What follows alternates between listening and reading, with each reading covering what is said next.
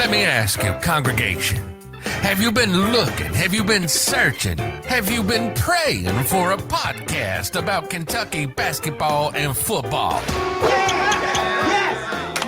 A show that will speak to you. A show built for you. Something powerful, fun, real, raw, and opinionated. Well, baby, open up your ears as we open up our minds. Let's do this, baby. Let's do it.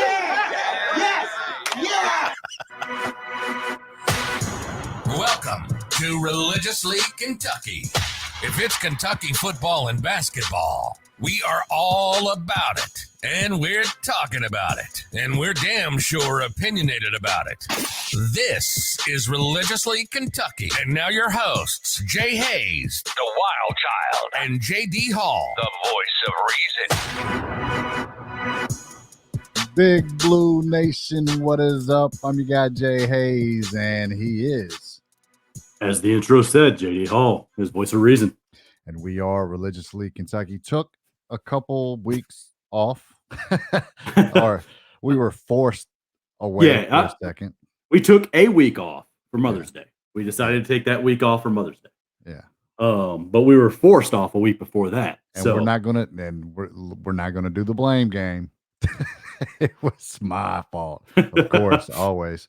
But no, we're back, and just to jump into it, I want to say that I'm a little more excited. Well, of course, I'm excited about Kentucky football, and I can't wait. But my prediction, I was a little worried about our secondary, and that worry is going away. I feel better now. Like my prediction, it might make it to that 12-0. That'd be a huge leap for Kentucky football to go 12-0. Yeah, big time. Because we all know how tough the SEC is, right? Of course. Like, I mean, even Alabama, as good as they are, I mean, they made it to the national championship last year. Didn't go undefeated. So, would it be pretty awesome to go 12-0? Yes. Are these three additions that they've made in the secondary going to put them over the top to go 12-0? No. I think, I talked to, who did I talk to? might have been Justin. Justin Rowland. Yep. It might have been Justin about, the D2 kid, or no, maybe it was on a space and it was Van. The D2 kid is basically depth, just adding depth for this year. Right. He's not expected to do anything, not expected to be a contributor this year. But bringing in the kid from Ole Miss, what's his name, Smith? Yeah. And then that kid from Texas State, I think that this kid from Texas State, and his name's slipping my mind right now, I don't have it pulled up. But Zion Childers? Yeah, something like that. Yeah. I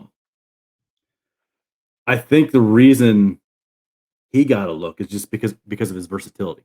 Yeah. Because he played corner, he played nickel, he played safety, he played all three. So exactly. It gives you that versatility where if you do have another injury or something like that, you can plug him in anywhere. Right. So and I like coaches saying, "Oh, he's a football player." Right. That I love to hear that. But I think a lot of our worries though with the secondary are probably being lessened anyway if you listen to Van. Yeah. On the last space, he's high on Drew Phillips. He didn't play last year, but he came in as a 4-star recruit, I believe. Yeah. Out of high school. So he's got that talent base. Right. To be a contributor. Let's just hope that he takes that step and gets to that level that they need him to get to be that contributor in the secondary. Right. I mean, I don't want to disappoint with like my prediction. Everybody's expecting Jay Hayes to go 12-0. Well, what was your prediction? Your prediction last year was what, 10-2? Yeah. And I was 8-4. Yep. But you just went straight to what your prediction was going to be, and I was like, I want to see what they do. Settled in, right? In the first couple of games before, and it ended up it split the difference. It was right in between. They went 9-3. Right. So both of us could have been right with our preseason prediction for the team last year. Right. If they win the Tennessee game, then you're right at 10-2. If they drop the Missouri game, then I'm right at 8-4. Right. So I think we're probably looking somewhere around the same for this season, just the way it looks. 9-3, 10-2. I will say this: we will beat Georgia this year. I'll say that. You going on that? You going At on that home limb? in November. I'm saying that we beat Georgia at home this in is the November. year. At home in November is huge. Yes. For the potential to pull that upset. Right. Because they were competitive last year down in Athens in a warm weather game. Yeah. So it's not crazy to think that they can win that game in November when it's going to be cold in Lexington. Right. At home, it's probably going to be a night game.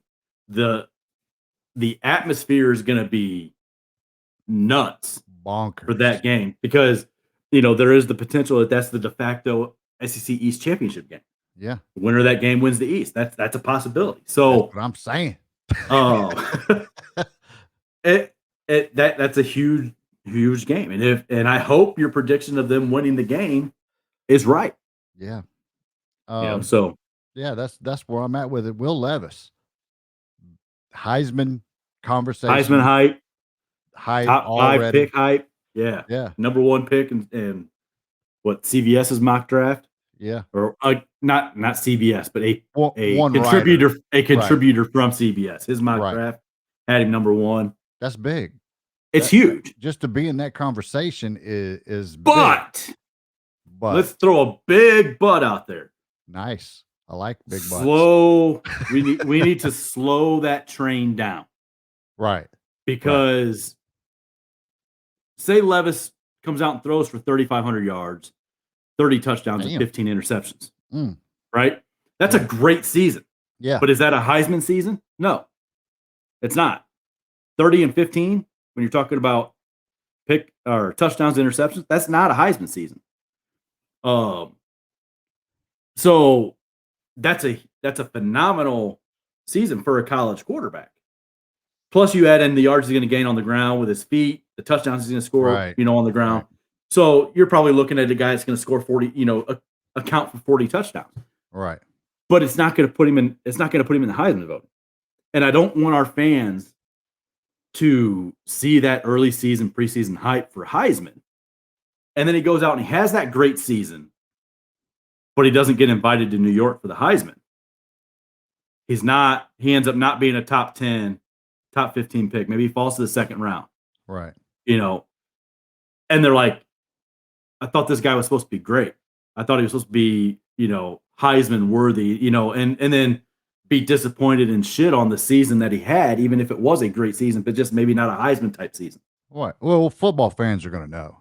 Yeah, there's always going to be those complainers. Football fans, yeah, like real football fans that understand aren't going to be the ones that are complaining the most. But the problem with the Kentucky fan base is that a lot of those fans are just casuals. Yeah. And they don't understand. They read the preseason headlines and the preseason hype and the preseason whatever. Yeah. And then if you don't live up to that, whatever it was in the preseason, you're garbage. You're garbage. You're terrible. You had a shitty season, So that's what I want to see some people kind of back up on. Right. Well, maybe Will Levis can woo them over with some TikToks or something. I mean, like the kid's he's great. He's awesome. Like he is. The TikToks are great. Like on the field and off the field. Right. Like I saw him. I think it was the LSU basketball game. Kentucky LSU game. He was there. Watching the game, and I bet he was there for an hour after the game taking pictures. Right. With anybody that wanted to take, including me. This big old gray beard dude walking by, like, oh shit, it's Will Levis. Hey, you want to take a pic? He was like, yeah, sure, no problem. Did you? Oh yeah, I did. I never saw the pic. Yeah, I put it on Twitter. I'll send it to you after this. But yeah, and like he was taking pictures with everybody. But that's like the type of person he is. Right. So I'm glad he's getting all that preseason hype and being talked up like he is. But like I said, we just need to kind of slow that down, Right. just so that he's not overhyped, and then people are disappointed because his season didn't live up to what they thought it should have been. Right. I mean, so what do you? He's got all the tools. Do you think it could mess him up? I don't know. I doubt it. Because some players might take that to the head. But he blew up last year after the TikTok with the banana and all that, right? And it didn't seem to affect him. So it didn't seem to change. So I don't think he's the type of kid that's going to buy into all the hype and all. That's why I said he's got all the tools. He's got it mentally. Yeah, he's got physical tools with the arm. 6'2", 235. Like the kid's a tank. So he's got all the physical and all the tools you want in your quarterback. So I don't want I don't want that group of casual fans that sees all the preseason stuff to think even if he has a great season but he doesn't get invited to New York for the Heisman that he was terrible. You know what I mean? Yeah. So and plus you got like CJ Stroud and Bryce Young, these quarterbacks that are already gonna go high. They were already Heisman winning or they're for the Heisman. And got some major weapons. Right. So those guys are going to put up huge numbers. Yeah. They're going to get invited to New York. They're probably going to be picked before Will Levis because they're the exciting pick. They're coming from the perennial football power schools in Ohio State and Alabama. So the pro scouts are going to look at those guys probably a little bit higher and value them a little bit more than the quarterback from Kentucky. Right. Kentucky. That's what it is. Right. But yeah, just some things surrounding Kentucky football. I'm excited about it. But there's some bad news too. C-Rod. Yeah. DUI. And I'm not like talking down or like judging. I'm just saying get it taken care of and move forward because I don't do that. Like I've been in situations like that before my damn self. You know what I'm saying? So I'm not saying, oh, he's a bad person or he's this or okay. I'm saying get that shit taken care of. My thought on it, driving drunk is one of the most selfish decisions you can make. Exactly. Because you not only have the potential to hurt yourself, you have the potential to hurt or kill somebody else. Yeah.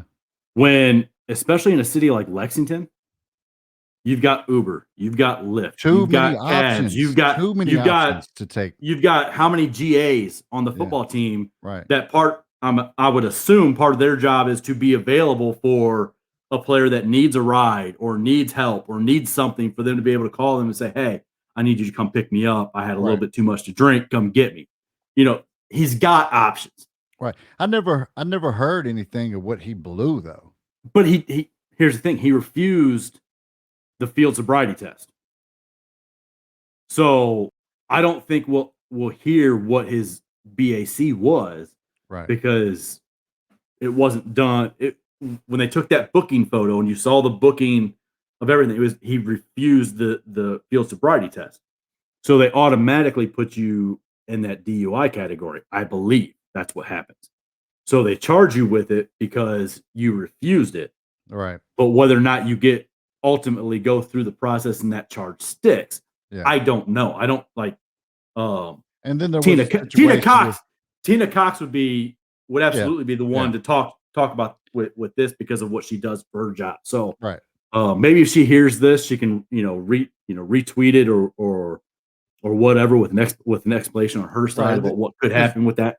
Because then you had the failure to appear, which ended up not being his fault because I guess in the state of Kentucky, it happens a lot. The person charged does not have to appear; their lawyer can appear for them. Right, Right. And there was a scheduling issue with his lawyer. But if I'm C-Rod, that's a red flag for me and my lawyer. Right. Like, man, you fucked this up. This easy thing just showing up for my arraignment and you guys mess it up. Like, what are you going to do when it gets to actual court and we start going through the process? What's going to happen then? Right. So maybe we see him change lawyers now after that. I don't know. But it's definitely a situation that's not good. No. The silver lining of it is the running back room is super deep. Yeah. So it's not necessarily a death blow to the team if, say, C-Rod is suspended, which I believe he should be suspended. Right.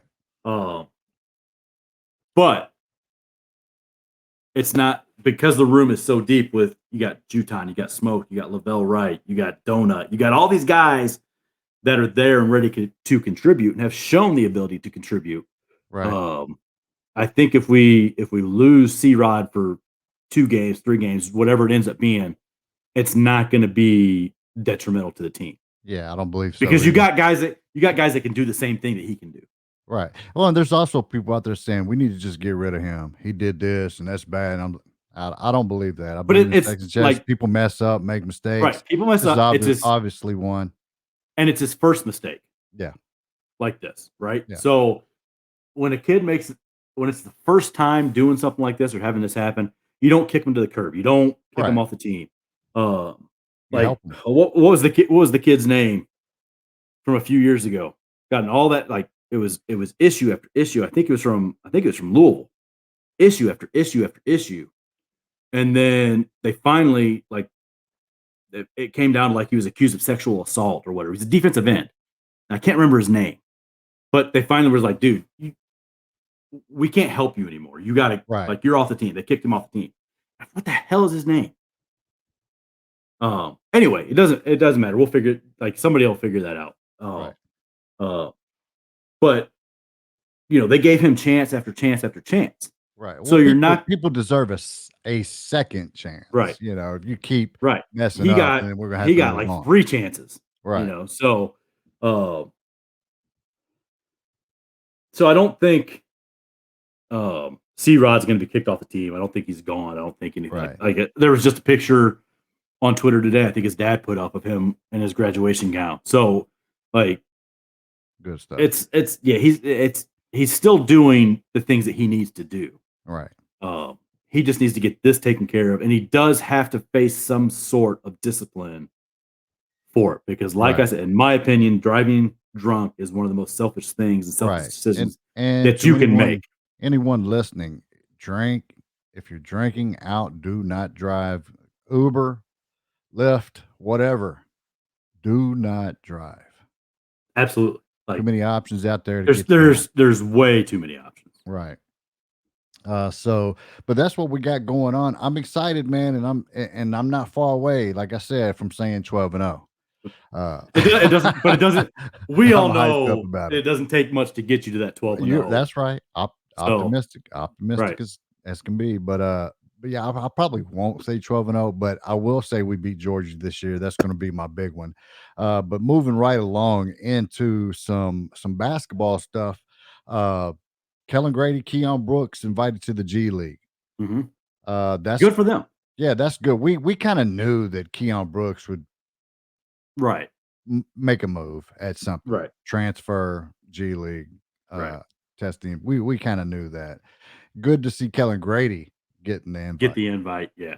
Because I think, you go to the G League camp, and if you perform well there at that combine, then you get an invite to the big combine the next week. Right. So hopefully both those guys go there and show out and get that invite to the main combine and get a chance to show out there and maybe impress a team and maybe not get drafted. Hopefully they get drafted, but maybe they impress somebody enough for them to sign them to a summer league contract. And then you go to the summer league and you ball out in Vegas at summer league. And that that summer league contract turns into a 2-way contract, Right. and you just Yeah. work your way through that, and Keep you work moving your up. way up, and you eventually get to the point where you're living your dream of being an NBA player. Right. So Have we lost all hope for Shaden Sharp? He gone. I think fans should expect him to be gone. Yeah. But like if he does come back, is it going to be a complete shock that Shaden Sharp came back and is still part of the team and is playing next year? No, because we were already told he's enrolled in summer classes, he's enrolled in fall classes, he left all of his Right. shit at the lodge. Like if you're gone, 100% gone, those are just things that you don't do, Right. right? Like Right. they're not things that make sense for somebody who's Right. 100% gone to do. You move your stuff out of the lodge, you don't sign up for summer classes, you don't sign up for fall classes, Right. and then if things change, oh, okay, maybe I can come back for the fall classes, whatever. Right. And I get it. Like people are gonna say he's just covering his ass, and he maybe is, maybe he is. Yeah. But if you're 100% gone, then I don't think you make those decisions to cover your ass because your ass is already gone and it's covered because Yeah. you're going to the NBA draft. Yeah. At this So point, you don't care. Yeah. right, I give it two I'm downs out. what Like somebody thinks about me I'm or out. says about. So Yeah. that's why I don't think it's a done deal 100% that he's gone. Right. I think that Somewhere someone's listening, is going shaking their head, going, "He's gone, man. I don't he's even gone. know why y'all do this." Right. And we're not saying that he's coming back, but all we're saying is that there are things that have been done Yeah. that you do not do if you are 100% gone and leaving. Right. So I say expect him to be gone, expect him to stay in the draft, Yeah. but don't be shocked and blown away if he does come back, if he does decide to play, because we all read the article that Kyle Tucker put out right after, or I think it was right after he was on with us, or maybe right before he was on with us, talking about that whole situation where Sharp and his parents and the coaching staff were all like, yes, okay, let's play. We're gonna play this year. We got these injuries, you're gonna come in and help. And Dwayne Washington shut it down. Yeah. So and I think at that point he had a lot of control over Shaden Sharp and his family. Yeah. Whether or And not he still hadn't has got his NBA agent right. license. He failed. He failed that test. He didn't get approved. So does he still have that same level of control on the Sharp family that he had maybe back then, with all the stuff that's come out? Him telling NBA teams that, oh, he's going to the draft, he's not going back to Kentucky, but then telling Cal, oh, we're coming back, he's going to play next year. And then the only thing you heard from Sharp and his parents were, we're coming back. That was the only thing being told to the staff from that side and their point of view, was that we're coming back, we're going to be there next year. But you have Dwayne Washington going behind their back and telling NBA teams, hey, no, we're leaving, we're going to be in the NBA. So I'm wondering how these NBA guys are looking at this guy now. You know what I'm saying? Like, dude, well, you're I bad have a feeling business, bro. The players association is probably not happy, Right. Because there's all this talk about how they're going to fight. Like if Shaden Sharp gets approved, they're going to fight that approval for the draft because of how shady it looks. Yeah. You have the original graduation date of December, but now all of a sudden it's May. Yeah. Too many things changed. Yeah. Right. So maybe he had the credits in May, but you don't graduate in May and then spend the whole summer not doing anything. And then you go not doing anything, but you graduate in May. As soon as you graduate, you're not eligible to play in EYBL. So if he graduated in May, those games that he played in June, July, or whatever it was for the EYBL, he wasn't eligible to play at Peach Jam. Right. So if you graduate in May, one, you don't play in those games. Two, you don't go back to high school to play for 2 months. Yeah. You don't go to school for what? 2 or 3 months before the basketball season even starts. just so you can play a month of basketball. Like Weird. That's what doesn't make sense to me. That's when I look at that, when I heard that situation, when that came out, that's what didn't make sense to me, because all those things have to line up for it to make sense. That's Tennessee math, bro. It's Tennessee math. That's all it is. So, but yeah, but I don't think our fans should be in total shock if he does come back. Right. Because of some of the things that he's done since the season ended, with leaving his stuff at the lodge and schedule or registering for classes and that stuff. So right. And then we got Ty Washington. Probably going to be a nice pick in the draft. Mm-hmm. I one thing, Calipari in Kentucky, we generally bring in guards that perform better with space. Right. Emmanuel Quickly, look what he's done in the NBA, so far. Tyrese Maxey this year, Devin Booker, all these guys at the guard position that have excelled from Kentucky when they got to the league. Yeah. Excel in space. And that's one thing that you don't really get in the college game, is you don't get a lot of space. Right. Because of just the way the floor is, and with the defensive three, you don't have the defensive 3-second call. Like there's so many different things that create more space in the NBA game. And Jonathan Givani, has repeatedly, I want to say, talk shit about Cal's offense. Right. And then it's like not, all these guys that you just mentioned, just excelling in the NBA. Right. But here's the thing, like I saw somebody breaking down the tweets that Givani put out and was like, this isn't even what happened here. Like on the first one, Ty got a wide open 10-foot jump shot. Right. He missed it. It had nothing to do with the defense. He was wide open. Exactly.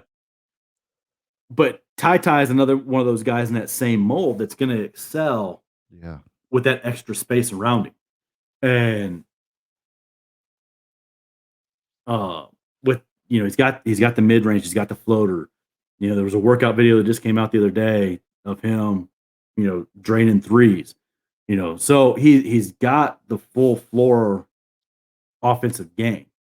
And he's got the size, because even though he's only 6'3", he's a thicker kid. Like he's a well-built kid. So I think he's going to be another one of those players in the mold of IQ and Maxey, that once they get settled in and they get that chance to play and be on the floor, you're going to see a kid who's going to put up some good numbers.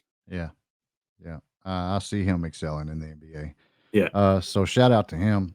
But last and not least, before we get into the dumb shit, Jay Lucas to Duke. Couple weeks before that, who to where? Jay Lucas to Duke. Who?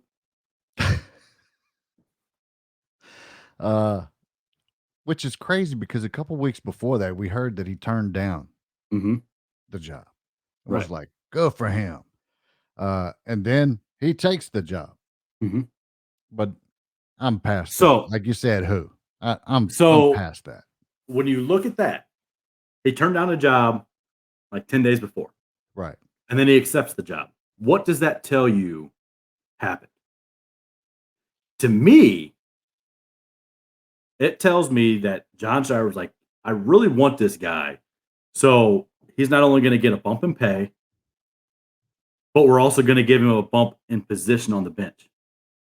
Because, like it or not, Jay Lucas was fourth on that coaching staff.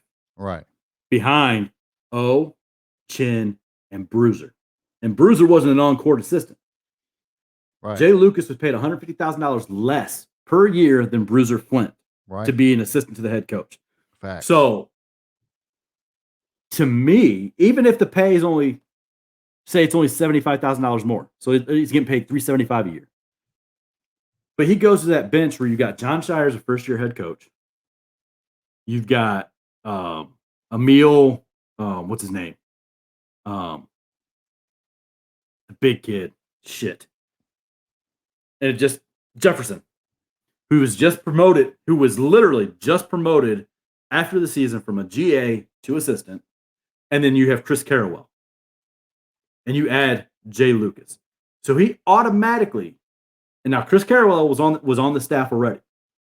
So at the very least, Jay Lucas goes from the fourth guy on the Kentucky bench to number 2 on Duke's bench. Yep. So regardless if you think it's a promotion or a lateral move, it's a fucking promotion. It's definitely a promotion. It's a promotion because he's going to have more responsibility. He's going to have a better chance of moving up. He's going to be able to show more of what he can do if he wants to be a head coach, which, if we're being honest, every assistant coach aspires to be a head coach. Right. So if you're Jay Lucas or if you're Jay Hayes and you're on Kentucky's bench and you get that same offer from Duke, you're taking that job no, too. Jay Hayes ain't taking it. Jay Hayes is taking that job too. Nah, I guarantee Jay Hayes is taking that job. No. So you can sit there and say no. Give me a mail first, bro. You can sit there and keep saying nah. But if you've got aspirations to be a head coach and you're getting a promotion at a place like Duke, you're taking that job. It doesn't matter who you are. It doesn't matter where you played. It doesn't matter who you are. You're taking that job. So, nobody was bitching about loyalty with Jay Lucas when he left Texas. Right. Where he played at Texas. And why did he leave Texas? Because he got a promotion to come to Kentucky. Right? So he became the recruiting coordinator at Kentucky, which he wasn't at Texas, I don't believe. So he got a new title and a promotion and extra responsibility. He's getting the same thing going to Duke. He may not get a new title. He's not going to get the associate head coach title, probably not. I wouldn't think. We'll see. We'll see when that whole staff shakeup settle out, where who gets what title. But like I said, even if he doesn't get that number 1 spot on the assistant list, it's still a promotion from where he was at Kentucky. Right. So, like I say, you got to keep it moving. Mm-hmm. Get that money. That's what it's about. And especially like I said, if you're a coach in that business, assistant coaches don't stay at places that long, especially bottom level assistant coaches. Right. Maybe a top level guy is going to stick around for a while because they're getting paid really well. Like, I think O's getting paid like $850 a year or something like that. Right. So they get paid really, really well. So maybe they stick around, but you don't have guys in that number 3 spot, that number 4 spot that stick around. Yeah. Like, hell, Brad Calipari is leaving. He got an assistant coaching job, and I can't remember where it's at, but like his dad's the freaking head coach, and he's leaving. Are we gonna bitch about loyalty? Somewhere in Brooklyn. Yeah. Was it LIU? I think so. It might have been. Yeah. Now that you say that. So, but this is the question though. There has been no talk, no rumors out there, really, nothing about a new hire for Kentucky. Well, we talked about this. We talked about this before the show started. Yeah, I think you retweeted from the Religiously Kentucky Twitter, a podcast or something that there's Kentucky 15. Shout out to them, Kentucky 15. That there's a talk about a playoff assistant coach that they're targeting to fill that spot. Right. Now, I mean, if that's the case, that would be a home run hire. That would be huge. Right. Bringing in a guy that's got NBA experience to your sideline. The other thing that I've heard and read about is that the talk about sliding Bruiser down to fill that spot for a year, because now you've got continuity with the staff. You've got continuity with the players. They know that guy. They've already had communication with him. They've worked with him. They know him. So you're not bringing in somebody new this late in the process, because if we're being honest, it is late in the process to bring an assistant coach from another school to Kentucky. It's starting to get pretty late. So maybe that's the route that they go.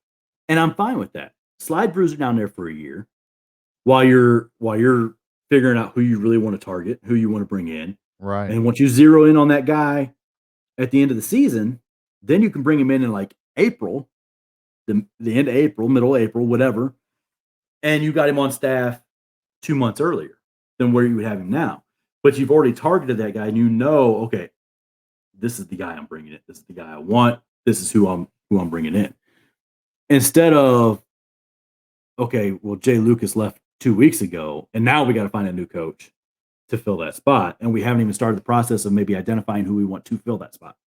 Now you've got an entire season to do that if you slide Bruiser down to that spot. So I'm good either way, however they go. If they bring in, if it does end up being an NBA playoff assistant coach, I'm good with that. If it ends up being Bruiser Flint for an extra season, I'm good with that. I trust the staff to make the right decision because you've already got your top 2 assistants locked in with O and Chin. And those are the guys you're going to lean on in recruiting and everything anyway. Right. The only decision I'm going to be happy with is Tracy McGrady. but he doesn't have a college degree. So he can't be an assistant coach. Damn it. Rondo doesn't have a degree. I don't think he came back and graduated. People talk about John Wall. He doesn't have a fucking degree. Like all these players that were being thrown out. Tyler Ulis, he hasn't come back and gotten his degree. Seems but like then I read that Tracy McGrady ended up getting degrees somewhere along the line. I don't know. I don't know. But maybe he does. Maybe I'm wrong. Maybe I'm wrong. It doesn't happen that often, but maybe I am wrong about this. You make a good point there, though.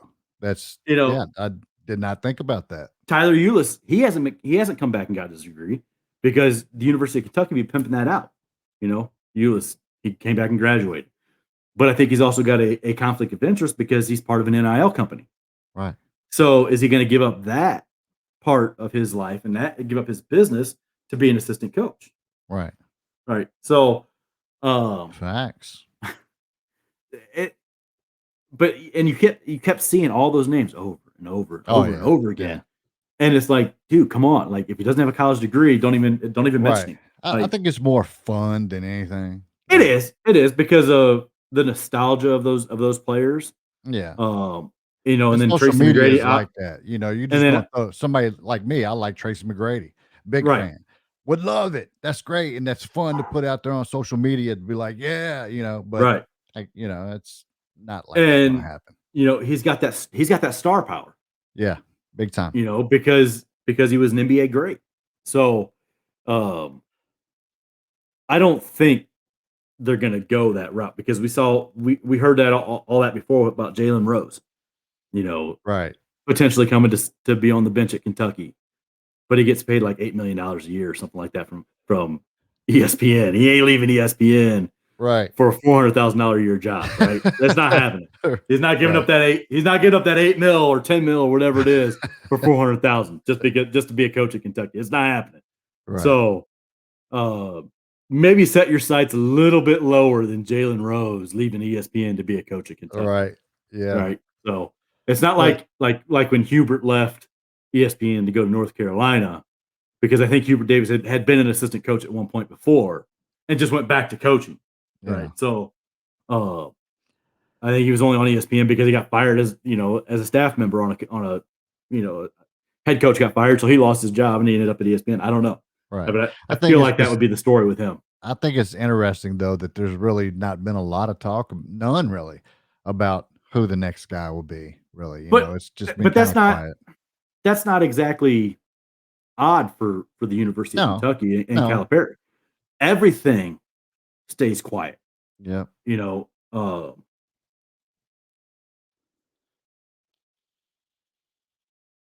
Of recruiting leaks and all that stuff. Unless Cal is putting that shit out there, you're not hearing it. Right.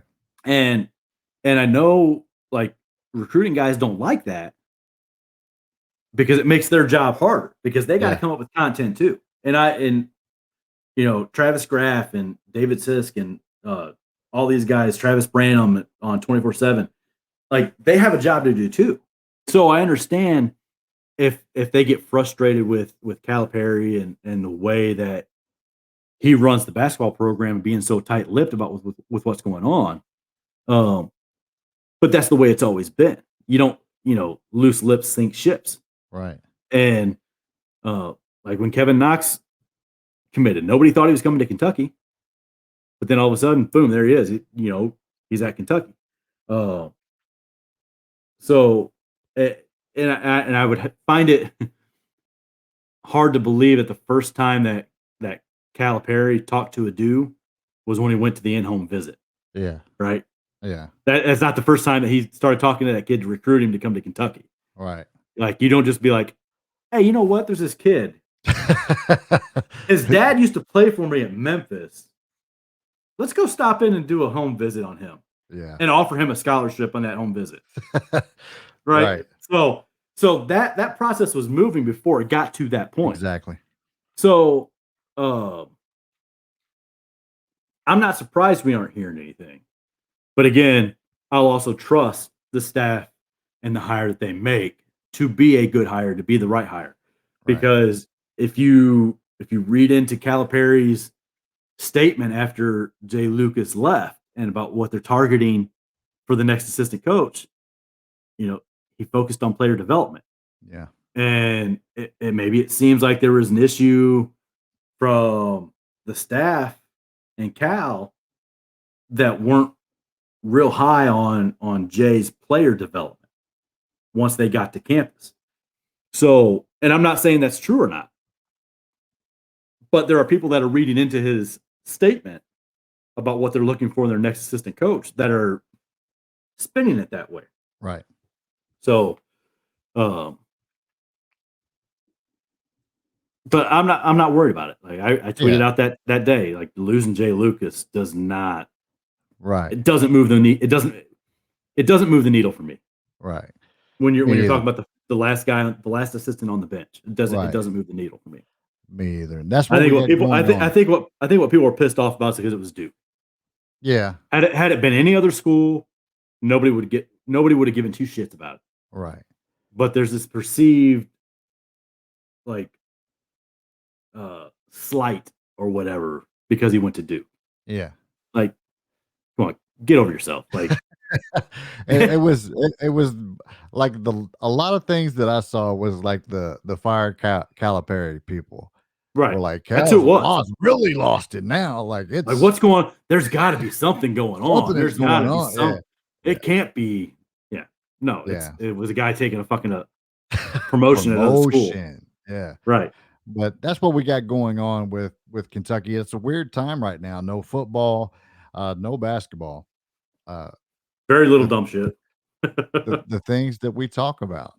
Other things going on around the program. Tennis. I do want to mention this, that the 4x400 women's relay team set a collegiate record last night for Kentucky. And winning that at the SEC championships. And Abby Steiner ran a 48.8 third leg on the 400. So, unfortunately, I think she came in second in both the 100 and 200. But like, let's not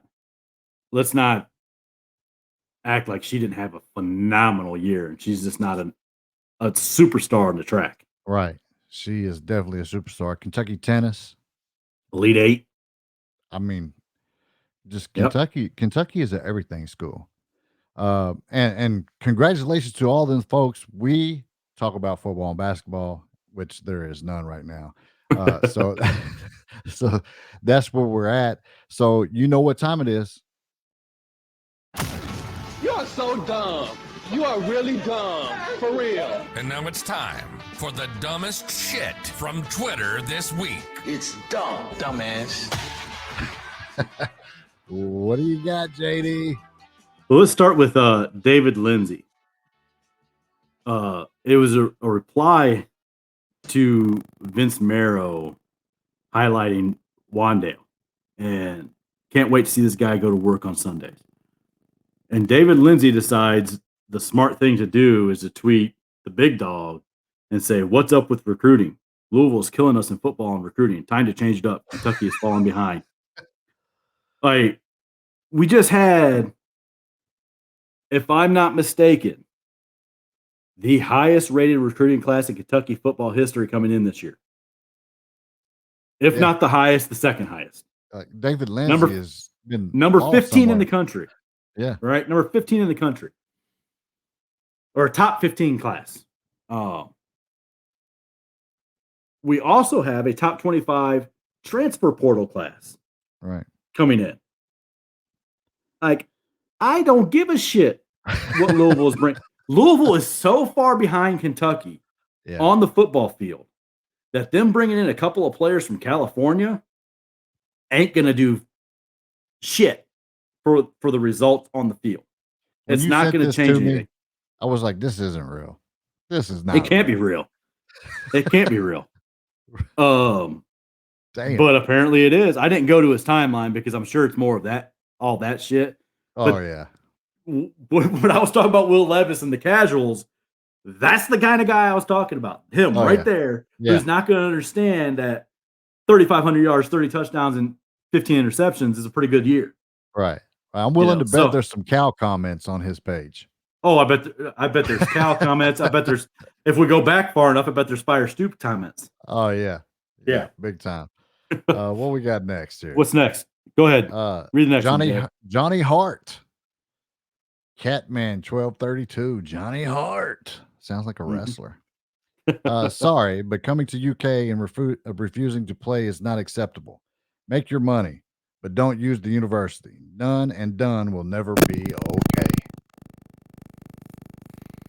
Which is in reference to Shaden Sharp, right?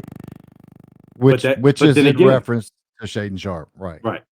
But then again, that's another person that obviously hasn't kept up with what the situation was around Sharp. Right. Because Sharp and his parents were going to play this year. Yeah. And Dwayne Washington shut it down. Right. That's all the reports out there about that situation say the same thing. No matter who you talk to, whether it's Jack Pilgrim or Kyle Tucker, and let's be honest, Kyle has been one of the best guys to read about the Shaden Sharp situation. Yeah, he's been right on top of it and probably had the best content out there about it. So, so it wasn't a Shaden Sharp that came and refused to play. Right. It was somebody else that's taken and handling Shaden Sharp would not let him play. Right. So Johnny Hart, that's not it. No. and I'll bet if that tiniest of chance that Shaden Sharp comes back, Johnny Hart will be one of the first ones out there. Oh, he's so great, and cheering him on instead of So just another one of those casuals that doesn't know anything. It just wants to go out there and spew some stupid shit on Twitter because that's what Twitter allows people to do. Right. And if people would be motivators instead of just really haters, like motivate somebody, even if it's your team, motivate somebody to the next level. Right. You should be pushing this kid on to make his dreams come true and make that money, man, regardless. Right. You know what I'm saying? So just no, absolutely not. What else do you got? Well, you sent this to me wasn't long before we came on. So you tweeted out yesterday. Okay, yeah. I just gave my dog half my filet mignon, the Calipari from Malone's. She's looking at me now like, where the hell has that been? Yeah. And some dude today decided to tweet to you, just like UK basketball can't finish. Yeah. Why? Like, what? Like, you took time out of your day to write something negative. Right. To somebody that just gave a piece of steak to his dog. Like you sent me another tweet. You sent me another tweet too after that, but I can't see it. I must be blocked. But this is from Christy Polymath. Yep, Christy. That's all I can see. Who cares about Calipari? His players. Fans, fans. Like, I mean, his name is on the menu at Malone's, which what I was talking about. He's a Hall of Fame coach. Yeah. I don't know. Maybe his wife and his daughters and his son care about Calipari. Right. You But know, then you go to these pages and there's like they're following 40 people, 0 followers. They just right, started the page. So, right. you know, That's the way it it is always what is. it is. It's It's always it, the it ones with no followers. right. And I'll get on social media and I'll have fun trolling out of fun. Like not like seriously hating someone. I just don't Right. do that. It amazes me that people can get on any social media, Twitter, and just hate. Just like that's a sad life, sad way to live. Like you're taking time out of your time to write something negative to somebody, you know. And I Right. was just sharing that. Went out to eat some Malone's. I did get the Calipari, which came with I got the 12-ounce filet mignon, lobster tail, A and ton of food. yeah, I had a salad. Ate a half of a sushi roll. A piece of bread and baked But potato. you are So better than me though, because I am not giving my dog half a fillet. well, see, man, my dog's part of the family. So yeah, and I was like, you know what? Let me treat my dog. So yeah, I cut it up a piece, and she was looking at me, man. I wish I would have recorded this look that she had, because really looking at me like, dude, where's I this need more of been in my this. life? Yeah, where the hell did this come from? Like, so yeah, I mean, man, it's not like I would do that often because I would rarely do that ever. Right. But it was just that time. I was full and I was like, "You let me treat my dog." So that's what it is. And then of course I made a little tweet and it brought out the hate. Like people Right. just hating everywhere. Like what? Anyway, and what does your tweet have to do with Calipari and basketball? That's that's like the Right. dumbest part of all. Like Right. Right.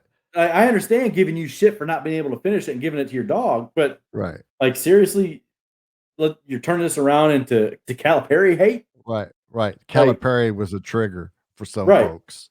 like it's they they just lost it. Like right, like it's nuts. it's crazy. But yeah.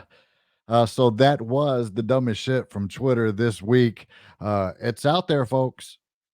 And we challenge you once again to not put the dumbest shit out there, but it'll never end. No, And it that's what won't. we're And, and we're and and we'll continue to make fun of it because yes, it's just and silly. we will.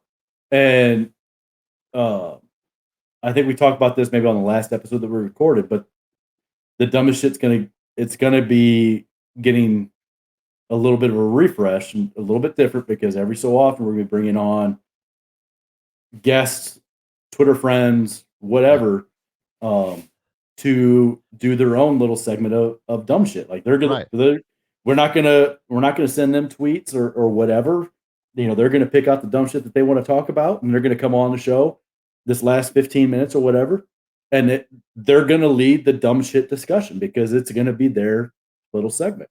Yeah. Um, And we're gonna because clown. You know I'm gonna oh clown. yeah, we're still gonna have our part in it, but Yeah. we're not going to lead that discussion when we bring these guys in. It's going to Yeah. be the focus is going to be on them Yeah. to Because show we have Twitter friends that want to call out some damn that want to dumbasses. do it. Like, Yeah.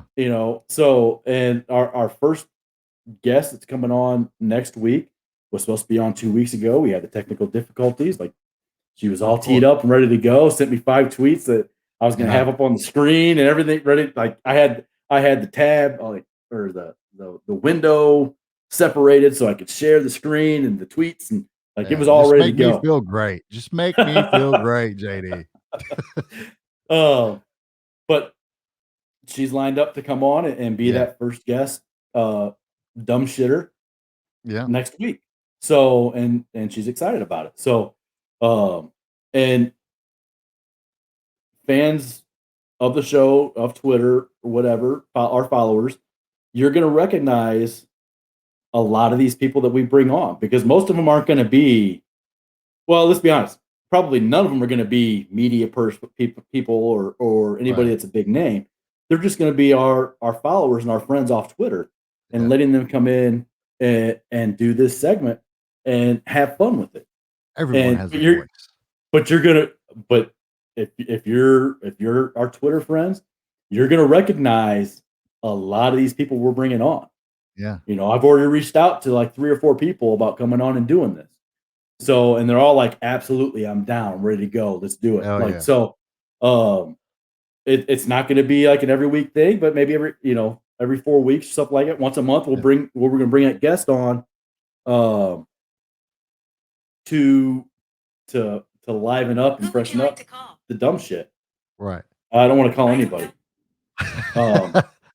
Siri just needs to close her ears and stop talking to me. Right. Who would you like to call, JD? I ain't calling nobody. So I think it's gonna be fun. I think people are gonna enjoy hearing another voice. Yeah. Doing this dumb shit, because we've said it before in the past. It gets harder and harder every week for me and you to come up and do this dumb shit, because it's a lot of the same stuff, and we're trying to find different angles and different things to say about a lot of the same stuff. Right. So we might have to start doing like dumb headlines or something like that, like just crazy stories that we're seeing out there instead of just the dumb sports takes. So dumb shit has so much. Dumb shit is dumb shit. There's a lot of dumb shit out there. There's a lot of dumb shit. We can go in so many different directions with dumb shit, but we've kind of stuck to the Kentucky angle so far. Yeah. So it doesn't have to be that. It can be anything dumb. We just don't want to get too serious. Right. Like we like to keep have it fun. fun. We like to keep it light. We like laugh. We don't. Right. I think we've gotten serious on the dumb shit twice. Yeah. For good reason. Right. But for the most part, we've kind of kept it pretty light, pretty fun, and that's what we want to keep doing when we bring these guests on. So yeah, I hope everyone that listens enjoys what we're going to be doing next with it. Yeah, and if you got some dumb shit to talk about, hit us up and join the show sometime. And also follow JD on Twitter at Tiffin Wildcat. And you can follow me at J Hayes KY. Follow a podcast, Religiously Pod on Twitter and on Facebook.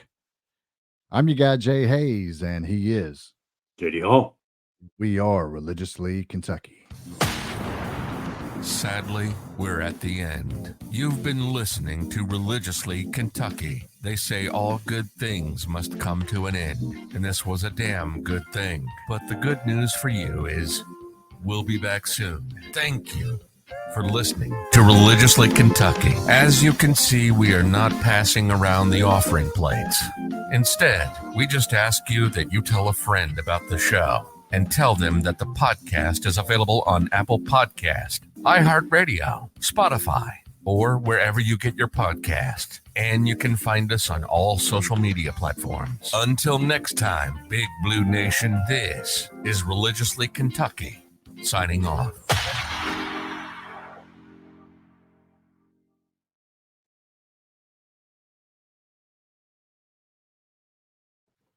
Yeah.